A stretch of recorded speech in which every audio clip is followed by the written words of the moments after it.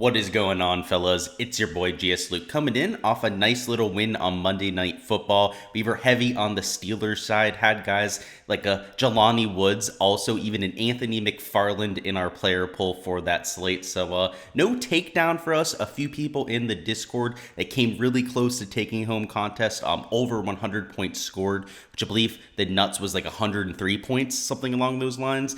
But hey, we're back at it for Thursday Night Football. And in this video, gonna get you prepared for everything you need to know about the matchup between the Bills and the Patriots. Of course, a divisional matchup, but one that typically plays a lot more competitive than you'd expect in the past. And that could be when the Pats were an absolute powerhouse with Brady. The Bills would always play up the competition and make them a little bit more interesting than I think a lot of people would have expected on paper. And of course, I expect the flip side to happen. Now that Josh Allen, that offense, are up there with the Super Bowl favorites, don't count out those Patriots on the other side. So should be an interesting slate to break down. There's, obviously quite a bit of chalk that we should go through, some injuries that could open up some value potentially on Thursday. And that's what we're going to touch on here. Everything you need to know for the slate. So a lot to get into. Let's go ahead and get this thing started. All right, got our projections up. And before we go player by player, let's just touch on the total game script. So you got a relatively low total in the low 40s with a 5-point spread favoring the Bills.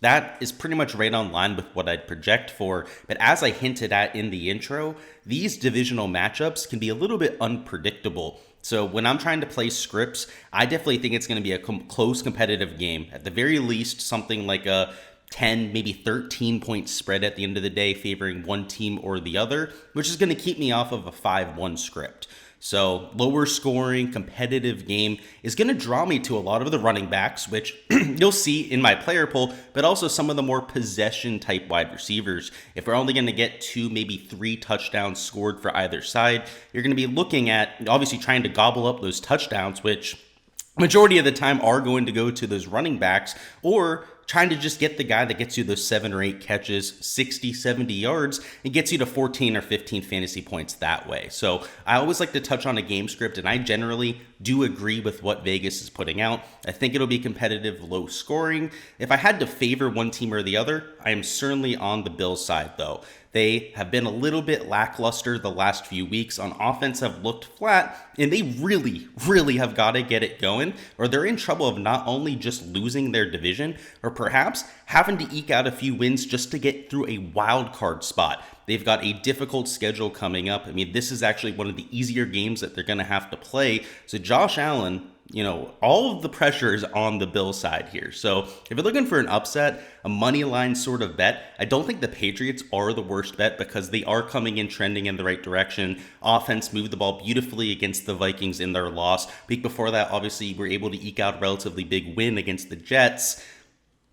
I could see playing either side, but I certainly do favor the Bills, and a lot of that just comes down to Josh Allen, right? So one of, if not the best quarterbacks in all of the NFL, who doesn't have the best matchup, but, the Patriots are about an average team when it comes to their passing defense, but against the rush, so with Devin Singletary here, the one player who's actually not in my player pool, in terms of like the top end options, you're dealing with one of the best rush defenses in all of the NFL on the Patriots side. So Singletary could run into some problems. I imagine Josh Allen might even run into issues with some of the designed runs for him. So you're looking at some of the pass targets being my top end options, like a Stephon Diggs, like a Gabe Davis, for example. And there's one thing you have to consider with a Bill Belichick-led offense is they typically try and eliminate one player from the opposing team. And it's usually your best player. That could be Josh Allen's running ability, so they might put a spy in the entire game to try and take that away, or it might be Stephon Diggs. In either circumstance, one of those two assets is likely not to be there for the Bills, which is going to push them in, different directions, right? So if they're not running the ball with Josh Allen, they're not able to run the ball with a Devin Singletary, they're just going to air it out throughout the air. If they take away Stephon Diggs, they're still pretty decent rushing secondary.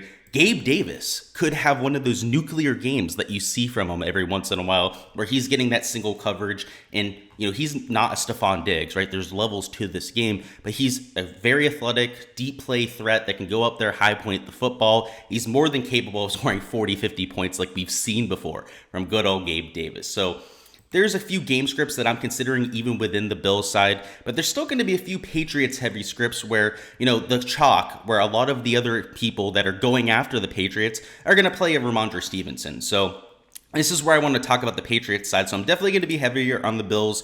I think Josh Allen at captain makes sense with his rushing ability, but I definitely really like the upside of Gabe Davis, particularly at just 4.9% ownership. But let's talk about the Patriots side.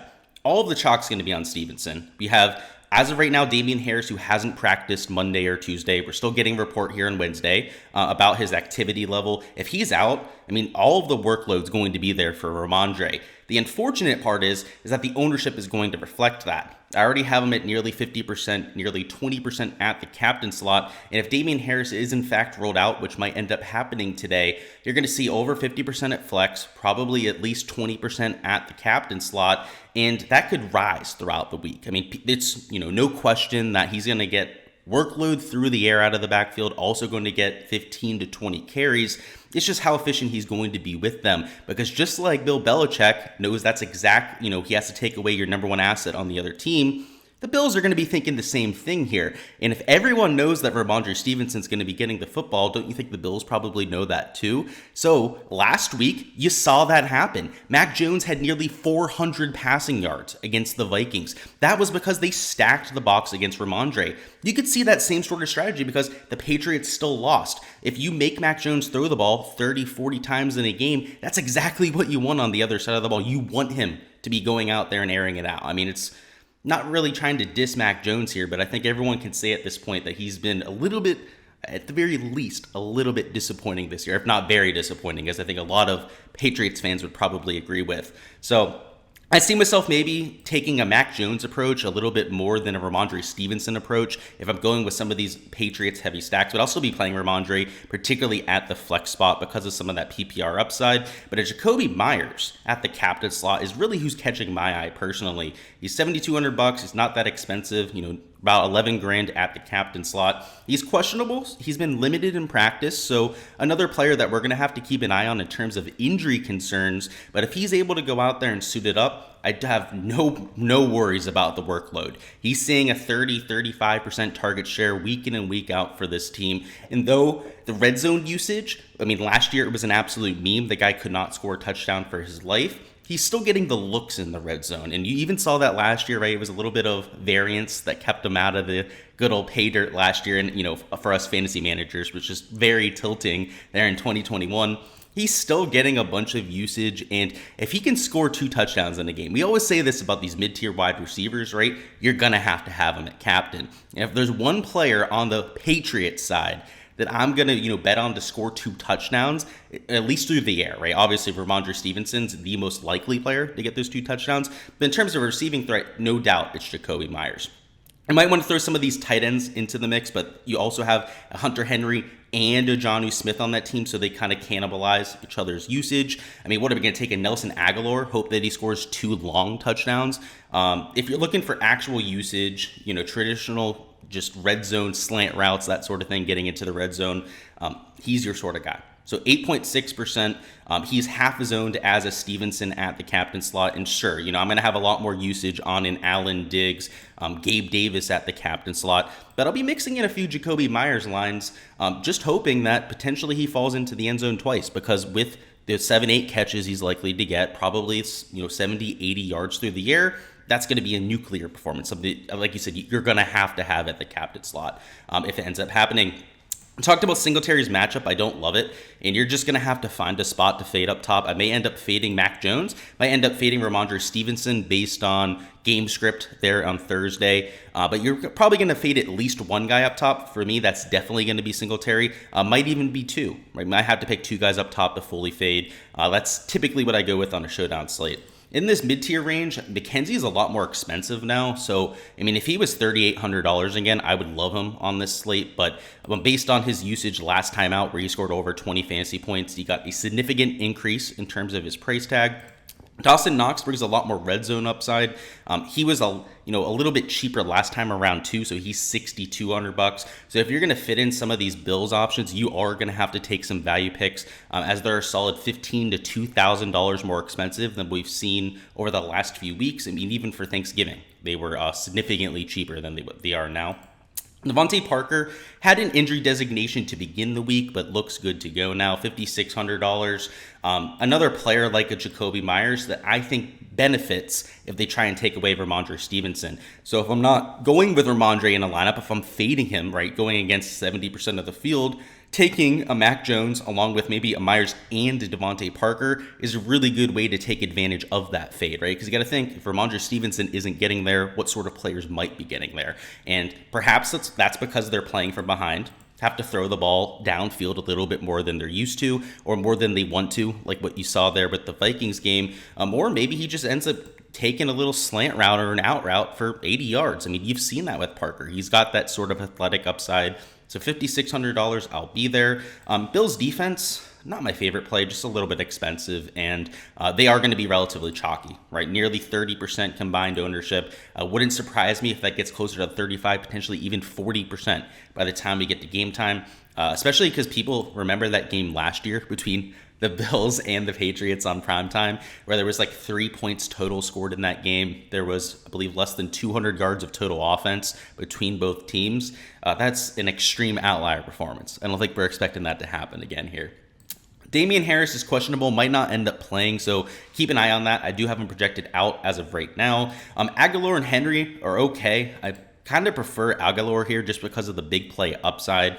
Henry could fall into the end zone. That's always the case with a tight end on Showdown, but you're paying $4,600, and that's kind of all he brings to the table, right? Just a 5.5 point projection. His ceiling's closer to like 7 or 8 fantasy points, whereas a Nelson Aguilar has a true 15, 20 point ceiling because of that yards after catch ability. So I do like that at $4,800, just a little bit more for these large field contests. The kickers, okay, you can play them at random, right? They're like 20% owned each, so you play like 30, 35% and move on with your day. That's how I handle kickers, and they're not going to get much airtime for me. Patriots defense, we'll talk about a little bit more. Josh Allen's been a turnover machine. In fact, I believe he's number 1 in the NFL in turnovers at this point, committed. So $3,200 defense, count me in. And anytime you got a cheap defense, it's going to be lower owned than the other defense. They're the side I'm going to be on 99% of the time. And then when you're getting a quote-unquote turnover machine in Josh Allen, again, I'm not trying to diss the guy there, but it's facts. He's turned the ball over more than anyone else in the NFL. That's an issue for me, right? And something I'm going to try and target when I'm looking at a defense, because turnovers, sacks, which Josh Allen gets sacked quite a bit because of his mobile ability too, are how you score points on defense. So that's why I'm projecting them pretty well for over 2x value. In terms of your backfield here, James Cook, not my favorite play, just doesn't get enough touches, particularly with Singletary in the fold. Nyheim Hines, though, they've been using on third downs. He's clearly the receiving back on this team, has the best hands, best route running ability. They traded for him, right? They brought him into the room to end up utilizing him. And he hasn't had that touchdown yet, that really big game, but it's going to happen at some point. You've seen it before in Indy. He's broken Showdown slates. He's $3,000, and now he's playing on an efficient offense with Josh Allen, rather than up there with Matt Ryan, some sorry quarterback up there in Indy. I really, really think he's going to have a few good games here. And in Showdown, when he's only 3.9% owned, 0.1 at captain, I might even play him at captain. He's literally got 15, 20 point upside, and at $3,000, 4,500 at captain. He brings a lot of upside to the table. And if no one's going to play him, right, that's where we got him at right now. 3.9%. He's my favorite play in the slate, period. And you got to consider price. You got to consider ownership when you're talking about your favorite play on the slate. But he's that guy as of right now. I do like Jonnu Smith, $1,400. A little bit better than a Hunter Henry just because of the price difference, right? $4,000 difference. Similar upside, right? Similar projection, right? A 1 point projection difference for that $3,000 difference. Definitely worth it in my book. Looking at Tyquan Thornton and Khalil Shakur as pure punt plays. Thornton is a high upside play, kind of like an Aguilar. He can take that 5-yard slant route, take it for an 80-yard touchdown. You've seen that a few times for him this year, so he's super cheap, super low owned. You can take a flyer on him, particularly if you're taking a Mac Jones. And Khalil Shakur. Now, if they're going to take away Stephon Diggs, right? If we're going to play that narrative where maybe we're fading Diggs but still going with a Bills heavy lineup, you gotta love Shakur because, you have $6,800 McKenzie now. They essentially play the same role, except they play like 50% snap shares, right? One of them plays half the game, Shakir plays the other. Shakir still got plenty of snaps on Thanksgiving. He ended up dropping a few passes, wasn't targeted all that often. We've seen games where he's one of the top targets for this team, and now he's $200. He did have a questionable tag at the beginning of the week, was able to shed that after Monday. I love him as a pure punt play. I do like Nyheim Hines a little bit more because he is lower owned. Also, I think he's got a higher floor than somebody like a Khalil Shakir. But in terms of upside, playing a $200 player, you can play all the Diggs, Allen you want. You can even probably take a Ramondre Stevenson in that same sort of lineup too. It opens up a lot of combinations up top, and is probably something you might want to consider. All right, fellas, that is all I've got for the Thursday Night Football preview. Before you hop on out of here, go ahead and smash that like button. Also, subscribe to the channel so you don't miss any of my previews in the future. We're going to be doing them for Monday Night Football, Thursday Night Football every single week. And now that golf is in its off season, some more main slate content, potentially even Sunday Night Football videos. So when we've got a primetime island game, gonna do my best to get you guys covered, and especially heading into the playoffs, right? Some meaningful football to come, some games flexed into Sunday Night Football, like the Chargers and the Dolphins are playing on Sunday Night Football now. So we're gonna get some spicy showdown slates to try and break down. So definitely gonna have that content for you. Make sure you are subbed so you don't miss any of that. But best of luck with all of your contests, all of your bets, if you're going in that direction here for Thursday Night Football, and let's get that cash.